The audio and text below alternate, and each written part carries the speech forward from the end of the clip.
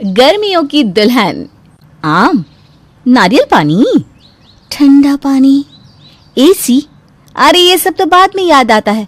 सबसे पहले याद आते हैं हमारी अलमारी में रखे हुए वो हल्के फुल्के कपड़े, जिन्हें पहनने के बाद गर्मी का एहसास थोड़ा सा कम, पसीना कम और आरामदायक सा महसूस होता है ना। आपको भी याद आ गए ना आपके वो हल्के फुल्के से कपड़े। लेकिन हमारी पिंकी को ये सब कहाँ सूझने वाला था। वो तो ले रही थी जैकेट और ठंडी में पहनने वाले कपड़े। अरे माँ, मैं हनीमून के लिए मनाली जा रही हूँ। आपको पता है ना वहाँ कितनी ठंड होती है। हाँ हाँ, मुझे पता है, वहाँ बहुत ठंड होती है बेटा। तूने सारे कपड़े अच्छे से बैग में डाल लिए हैं ना? हाँ माँ, मैंने सब कुछ रख लिया है। हम लोग 10 दिन रहने वाले हैं वहाँ। कितना मज़ा आएगा ना। सही है। दिल्ली की गर्मी से तो शिमला में तुम दोनों को मज़ा ही आएगा। अच्छा, तूने बाकी कपड़े भी रख लिए ना?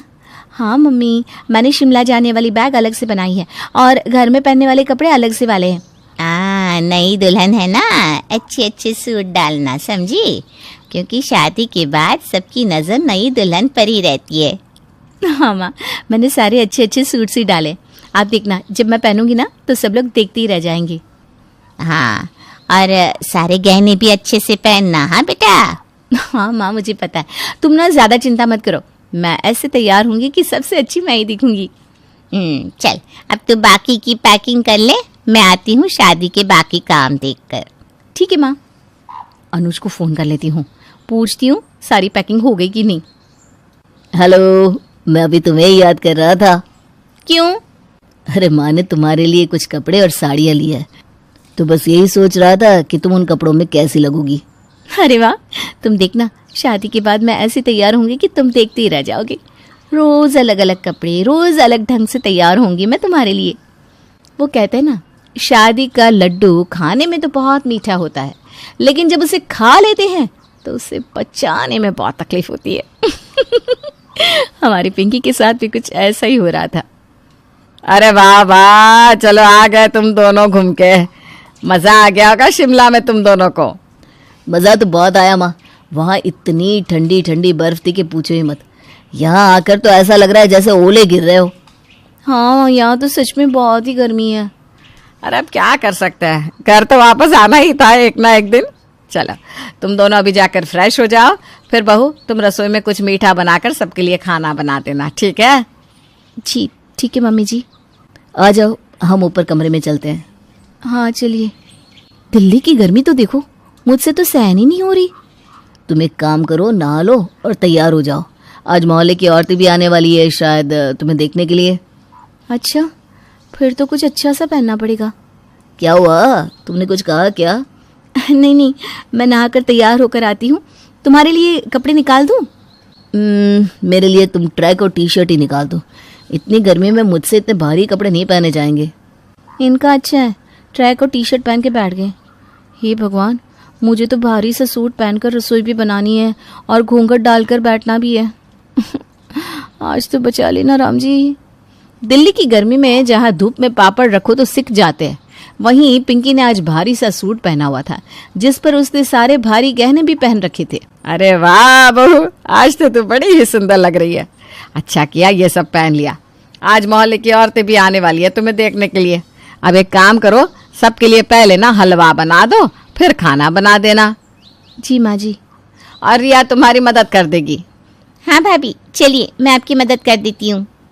रिया, तू नहीं कपड़े बदलेगी क्या? नहीं माँ, इतनी गर्मी है, हम तो यही नाइट सूट ही पहन कर रखेंगे बस।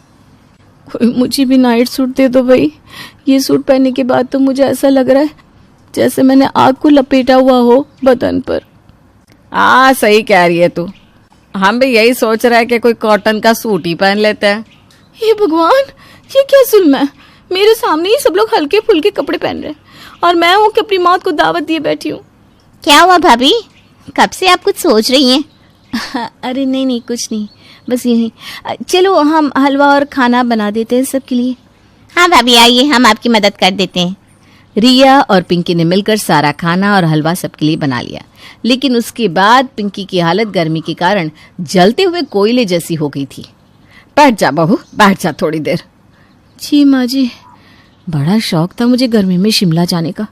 क्या सोचकर मैंने गर्मियों में शादी की। अब ये भी नहीं कह सकती कि मैं नाइट सूट पहन के बैठूं क्या।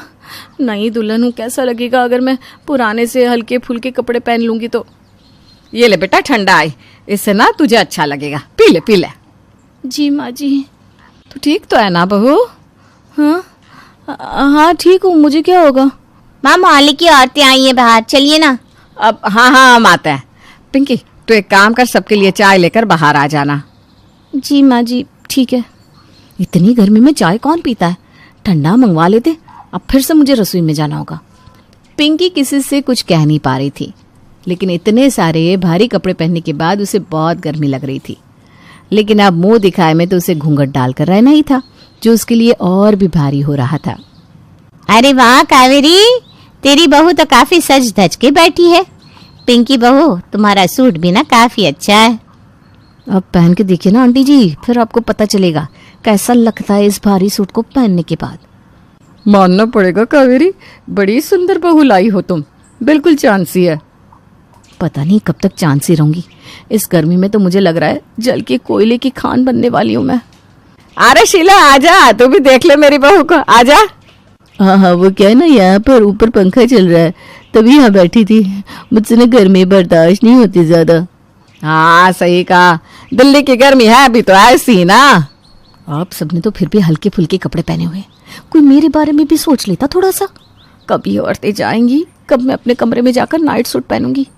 कुछ देर पिंकी और कावेरी से बात करने के बाद सारी औरतें जाने लगती है, लेकिन अब पिंकी से ये गर्मी और सहन नहीं हो रही थी। उन औरतों ने पैर घर के बाहर रखा ही था कि पिंकी ने भागना शुरू कर दिया।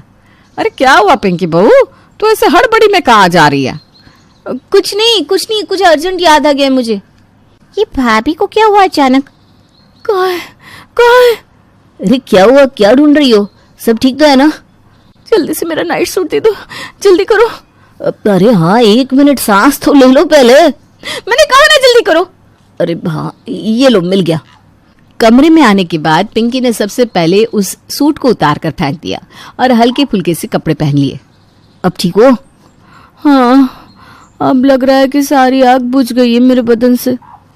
अरे तो तुम्हें इतने भारी भारी कपड़े पहनने की क्या जरूरत थी? कैसी बात कर रहे हो तुम? मैं नई दुल्हन हूँ, अगर मैं ऐसे हल्के फुल्के कपड़े पहनूंगी तो तुम्हारी माँ क्या सोचेगी? तेरे कोई अकल ही नहीं है कि नई दुल्हन कैसे रहती है? अरे ऐसे कपड़ों में तो ना तुम बैठ पा रही हो ना खा पा रही हो, हंसना तो दूर, इन कपड़ों में तुम्हें और भी ज्यादा गुस्सा आ रहा है, वो अलग। हाँ बात सही है, पर हर नई दुल्हन को ऐसे ही रहना होता है, कम से कम शादी के कुछ महीने तक तो। तुम्हें यकीन है कि कुछ महीने इस तरह तुम जिंदा रह पाओगी? अनुज मजाक मत करो ना। अरे मैं सच्ची कह रहा हूँ।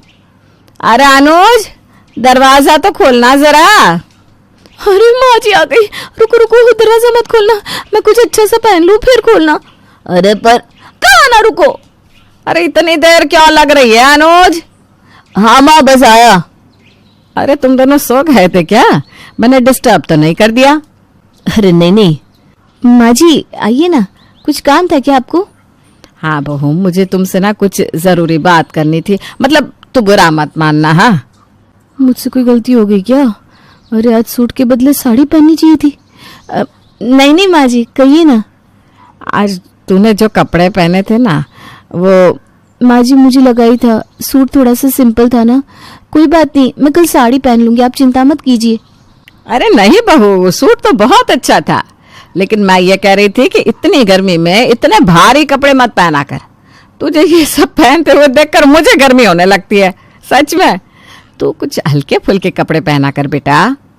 माँ जी आप। नहीं मतलब अगर तुझे ये भारी कपड़े पहनने हैं तो पहन सकती है, मैं तो बस। और पिंकी सास के गले लग जाती है। अरे इसे क्या हो गया अब? माँ जी आप देवी हैं, देवी सच में वरदान बनकर आई हैं। हाँ आपके चरण कहाँ है माँ जी? अरे इसे क्या हो गया? कुछ नहीं माँ, गर्मी सर पे चढ़ गई है पिंकी के।